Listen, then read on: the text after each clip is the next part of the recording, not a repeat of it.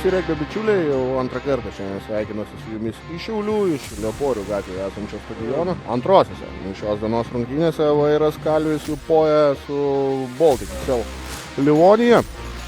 Turim pagaliau pradinį smūgį, kurio autoriai yra Šiaulių Vairas Kalvis jų poja. Papūsti, lenktynės dėl kamulio ir čia kažkiek šiauliečiam pasiseka, kad po to Gečioka kamuolys, nes ten galėjo ir Livonijos.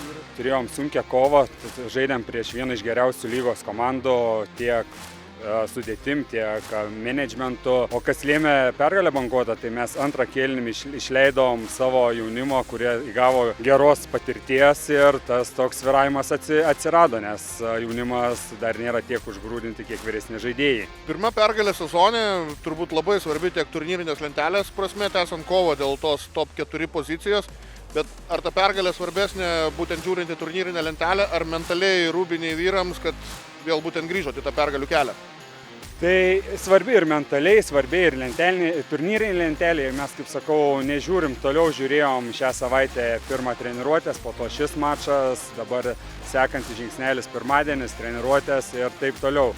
Niekur toliau nežiūrim, kažko smarkiai neskaičiuojam.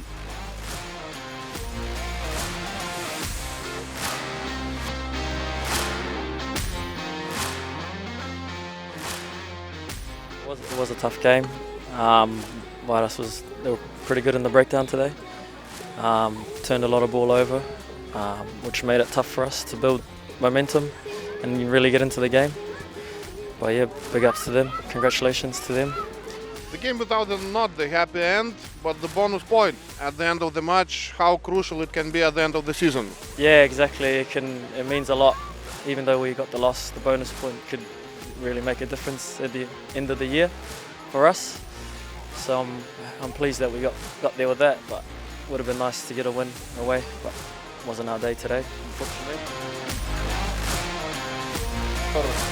Linijos teisėjo patarimo, arbitras gyrė žaidimą į priekį. Ir tiesiog baigėsi rungtynės. 21-20, sveikinimai.